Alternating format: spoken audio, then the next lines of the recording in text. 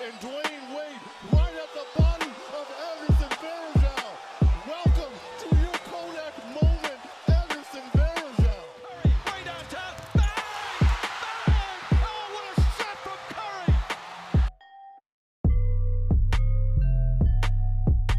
Curry! Andrew Wiggins at point guard is going to work. Every single year. That's weird. I love the T-Wolves this year. Our roster makes sense. It looks like it's a great vibe in the locker room. We have a good GM. We have a good coach. We have a team that actually cares about winning. We don't have Tom fucking Thibodeau sitting on the bench taking up 4 seats at once. It's great. It's so good. Cat about to average 30 points per game. Cat. I'm excited for Cat. Yeah. And Wiggins is going to have a bounce back year. It may not be Maybe. 25 points per game, but I think 20 points a game and then let's say 7 assists and 4 or 5 rebounds, that is possible for Andrew Wiggins. That's going to happen. Bro, he's not Ben Simmons. He's going to be playing point guard. Yeah, but he's not. He's a decent passer. And he at point guard, he's going to be engaged the whole game. If he has the ball the whole game, he's going to stay engaged. Right, but can he deliver? I mean, I don't know. We don't know. We can go back and forth, you saying yes, me saying no, literally all day. I would have preferred Darius Garland in the draft, but I'm so excited for Jarrett Culver. There's just something about him. The way he talks about the game, you're just kind of like, I trust this guy to hit a buzzer beater after coming back from 20. Yeah. Like, it's just, I'm excited. We got the two huge boys, Taco and Manute. Oh my God. Or not Manute, Bull. Bull. And then Mo Bamba. Oh. And then Rudy Gobert. You just got so many fucking giants. Yeah, Mo Bamba. I hope for the sake of Mo Bamba that he is at least better this year.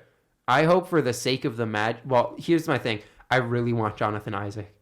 Like, I want the T-Wolves to get Jonathan Isaac. I want someone to get Jonathan Isaac. He is one of the most underrated players in the league. I feel like Jonathan Isaac would fit perfectly in the Knicks. He's being buried by the amount of power forwards and centers and all of that the Magic have. Yeah. But if you think about it, Jonathan Isaac to the Knicks. What would y'all give up? Exactly. I don't have any trade pieces. That's true. Or no, well, we have all trade. Like our entire your team whole roster is a trade piece, like, except for RJ solid and like trade pieces. Yeah, but at the same time, so, I don't know, Julius Randle. I don't think they trade Julius Randle. I think for nothing they trade Julius Randle. Really? Yeah. I feel like it would be a gamble if you traded Julius Randle for Jonathan Isaac. Yeah. But I think if it pays off, I think it would pay off in a big way. Yeah. I mean, look, we're going to see a lot of trades this year. Yeah. Bradley Beal is the most anticipated trade target. Do you think they trade him even if time. You think they trade him? Or I think he could ask out by the end of the year. That's true. But I think the Wizards are going to do everything. They're going to do the same thing the power. Hornets did with Kemba. No. I think they are going to wrap Bradley Beal in bubble wrap and, put him in the closet. Well, he's not going to get the Supermax. Everyone knows he's not getting the Supermax. If he plays well this year without John Wall, they're going to be on a team that wins, let's say, 36 games. Maybe, but in those 36 games, he has 25 unless he comes out points. averaging 28. Yeah, exactly, 25 plus points. I don't see it. Like, the reason Kemba got it is because there just weren't many people to replace him. Brad Beal was all empty stats, and people were just kind of like, okay, I get that he kind of had a breakout year, but even then, like, Kemba had the best year of his career, arguably. Mm-hmm. Clay didn't make it because people keep disrespecting Clay. Like, it's horrible. Yeah. And at that point, they were just like, okay, throw Kemba in there. Yeah. So, that's the thing. Also, you couldn't have put Jimmy in there because Jimmy was, like, the third option for the Sixers, and at that point... The Sixers, though. I love what they did this offseason. Yeah. I'm a big fan of it. Big Al. Put Big Al at the power forward. Al is supposed to be a power forward, and then even then you get a backup. You get him as a backup 5 that actually really works with the Simmons. Yeah. That team's gonna be a brick fucking. What's their starting 5? Ben Simmons at the point, mm-hmm. Josh Richardson at the 2, mm-hmm. Probably Tobias Harris at the 3, which I don't like as much, but I mean you got to deal at some point. What you could see is, a Tobias Harris trade somewhere for a great small forward. But even then, Al at power forward, Embiid at center. The only issue I see there is Tobias Harris at the small forward. Really? Yeah. That team has shooting. People are like, oh, they can't shoot. Ben Simmons can't shoot. Josh Richardson is a decent shooter. Tobias Harris, decent shooter. Al Horford, good shooter. Joel good. Fell a bit too far in love with the 3-point shot this past offseason, but still great. He can still hit it. Yeah. How have we gone this entire time without talking about the Clippers? I was wondering how we've gone this far without talking about DeMarcus Cousins, but we can definitely talk about... boogie. We could definitely talk about... Let's talk about the Clippers first. All right. Clippers did every single thing correctly. Yeah. It was 2 in the fucking morning when the trade went through, and I was sitting there working on a project, and I just started yelling. They did nothing wrong. They are... Oh my God, I am so excited. Yeah. It's going to be fun to watch. It certainly is. It's just a lot of talent and a lot of touches that they have to go through. But, I mean, Doc Rivers managed KG, Ray Allen, and Paul Pierce, and Rajon Rondo. And they... Yeah. Yeah. I'm very excited for this. Yeah, same. I think their only issue is really having, a second big man that can actually stick with traditional big men. Mm-hmm. So they got Montrezl Harrell, they got Ivica Zubac, but you can't put either of those players at power forward, really. I feel like you could put Montrez. Nah. He's a natural center. He's a pick and roll guy. Right, but if you need a body at the 4, I feel like he can fill that slot. He might not be able to do as well as he can do. It's like what the Clippers did with Aaron Baines in 2015. As power forward center, kind of just stood around, did stuff. But I worry. I worry because I really want the Clippers to do well. I'm a massive Kawhi fan. Yeah.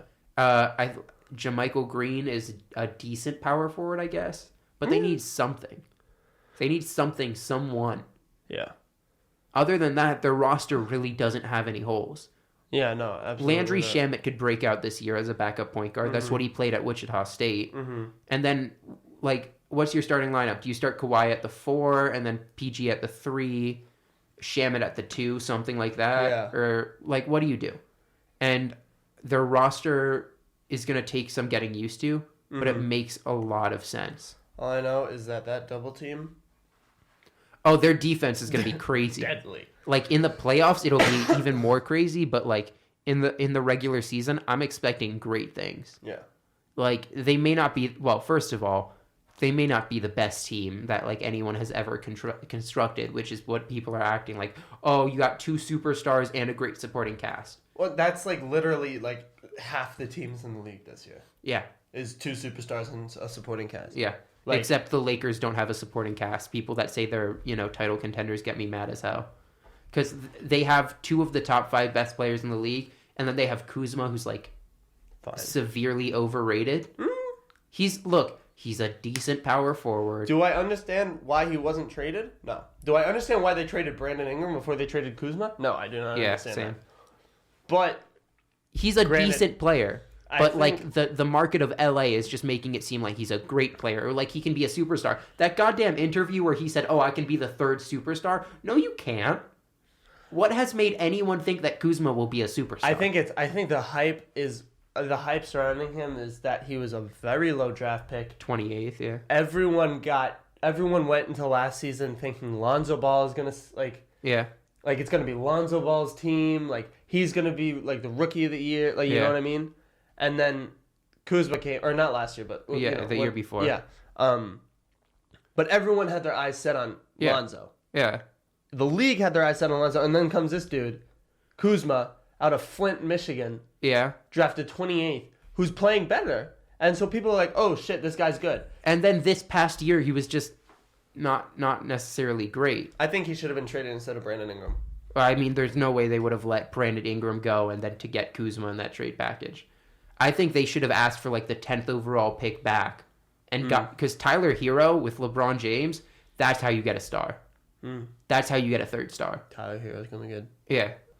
Oh, okay. Lakers. Let me do my quick spiel about the Lakers, and then we can discuss this. Lakers are not a contender. exclusively because of their roster outside of LeBron James, Anthony Davis, Kyle Kuzma, and like who else is an impact player there? Where? With the Lakers. I can't think of one. Yeah, Kuzma, Braun, AD. That's it. Avery Bradley has been horrible for the past 3 years. Yeah, Avery Bradley's not doing anything. Quinn Cook is a backup, although he may be Cook helpful. Can be helpful. Yeah, I'm not saying I'm not necessarily good. Definitely not. Yeah. I don't want to say. Oh, definitely. Danny Green. I forgot about Danny Green. He's gonna fit in there great. Danny Green, you need a 3. Put in Danny Green. Yeah, and he's hopefully gonna help with the defense. But like Rajon Rondo had a bad year last year, and they brought him back. JaVale McGee should be the starting center for this team, not Dwight Howard. Dwight Howard with this bullshit about how he's lost 25 pounds. He said that every offseason for the past 3 years. I'm done with Dwight Howard. He's a Hall of Famer, sure, but I'm so fucking done with his shit. I'm such a big Dwight Howard fan. I want so badly for him to do well. He's a Hall of Famer. I'll give him that. He's absolutely a Hall of Famer. You can't win Defensive Player of the Year 3 years in a row and not be a Hall of Famer. Right, but the Lakers roster just doesn't make sense. I mean, there's like 3 huge bodies down low. Like LeBron, who's a tank. Okay. AD, who's just a skyscraper. And then you have Dwight Howard, who has been proven to be like muscle. Yeah, but don't give me that bullshit about the double-double for the past 2 years. That's not a good argument. He got double-doubles in the past 2 years because he was on the Hornets and the Wizards. Well, no, are his numbers going to go down? Yes. Were his numbers the past 4 years, ever since he left the Rockets, true? No. Yeah. It takes some skill to do that, yeah, but he was demanding like 15 touches a game just to post up when he's not a post-up player. Yeah, or isn't a post-up player anymore. Yeah. I don't know. Dwight Howard, interesting. I hope he does well. LeBron and AD are going to do their thing. Here's how I see the offense working.